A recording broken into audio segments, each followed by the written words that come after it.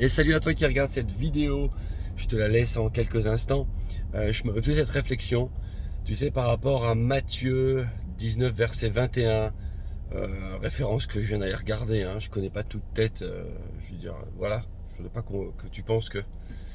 Et tu sais, c'est la période où ce passage où le jeune homme riche, voilà, il a l'air de faire tout son mieux pour être parfait au regard de la loi, et puis voilà, et la réponse cinglante de Jésus qui finit par lui dire écoute, si tu veux être parfait, vends tous tes biens, distribue-les aux pauvres et suis-moi. Et suis-moi. Et dans cette réflexion, je voulais simplement qu'on se rende compte que dans la parole de Dieu, il y a plusieurs publics.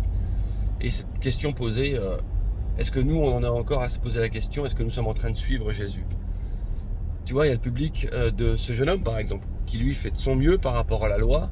Et quand Jésus arrive et lui propose de vendre tous ses biens, les distribuer aux pauvres et de le suivre, bon, on sait qu'il est reparti tout triste. Ah, ok, on n'a pas la suite de l'histoire. Qu'est-ce qu'il a fait après? On ne sait pas, mais... Et puis il y a tous ceux aussi que tu trouves dans les évangiles qui ont dit Seigneur, moi je vais te suivre. En l'occurrence, il y en a un qui a dit moi je vais te suivre, mais laisse-moi d'abord aller enterrer certaines personnes de ma famille. Et Jésus a eu aussi cette réponse cinglante, mais laisse les morts enterrer les morts. Waouh! Alors que là, c'était un autre public, c'était lui qui voulait suivre Jésus, qui a dit je te suivrai.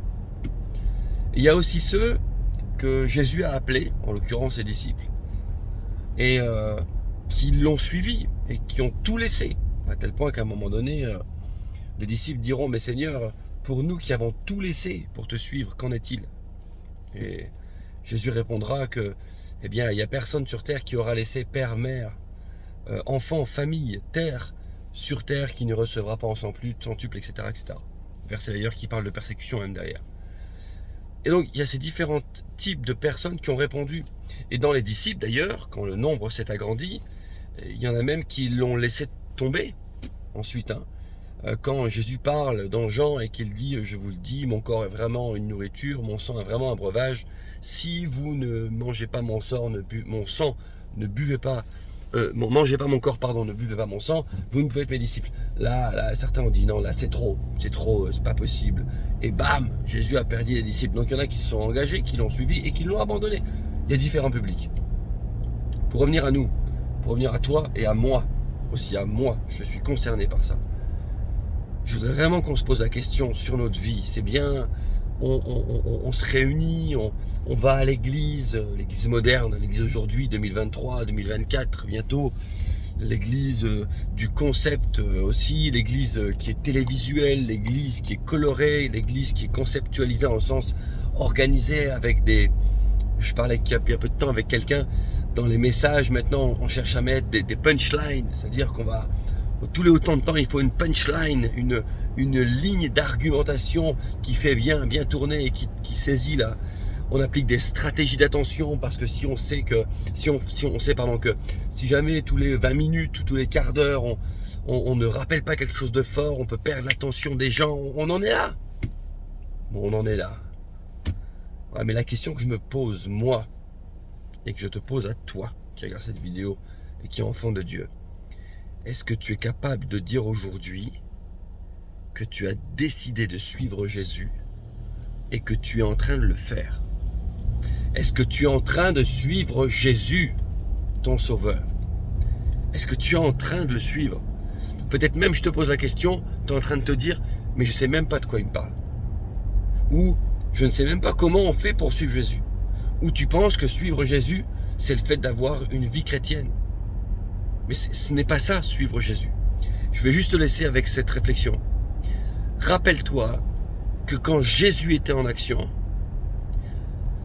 la seule manière qu'il avait, la seule boussole qu'il avait pour faire la volonté de Dieu, c'était d'être à l'écoute du Saint-Esprit. Donc quand je te pose la question, es-tu en train de suivre Jésus?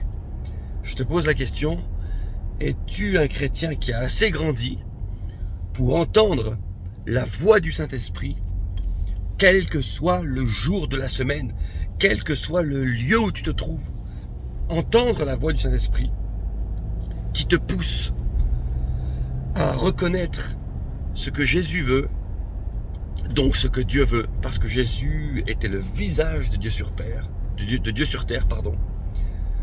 Et donc à suivre Jésus. Est-ce que même Jésus un jour t'a dit « Viens, suis-moi » ? Est-ce que tu as donné ta vie à Jésus ou est-ce que tu as simplement accepté d'aller à l'église ?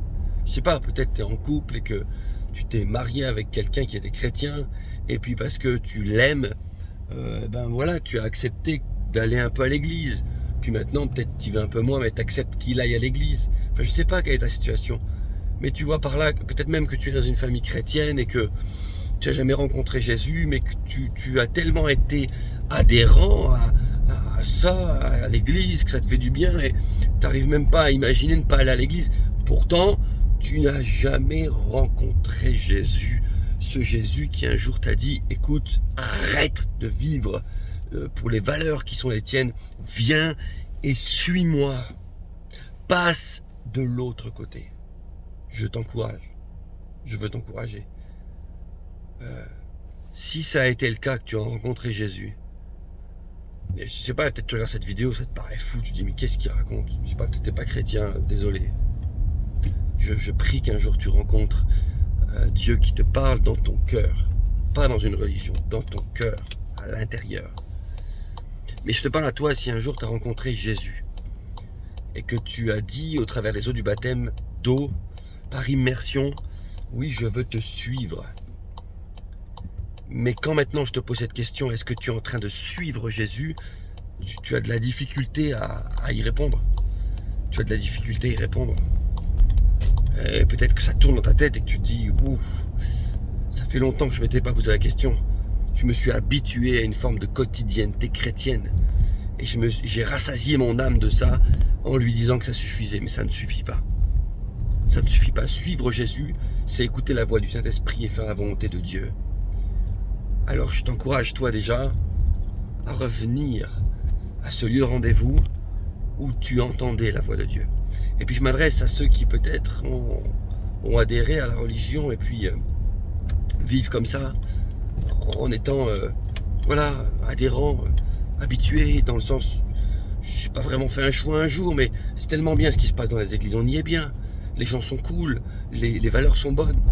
Je t'encourage à continuer à faire ce que tu fais, continue à fréquenter une église. Voilà, on dit ça, fréquenter une église. Mais je t'encourage surtout à de tout ton cœur faire appel à Dieu, à demander à le rencontrer, pour que tu puisses entendre dans ton cœur et lui répondre, parce que Dieu appelle encore aujourd'hui. L'œuvre de la croix appelle encore aujourd'hui, que tu puisses lui répondre.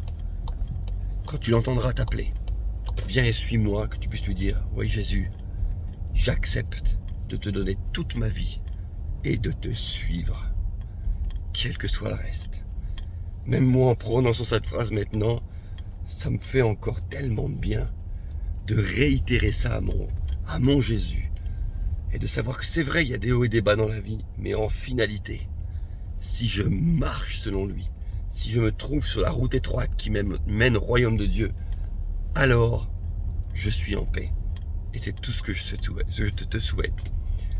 Bénédiction sur toi.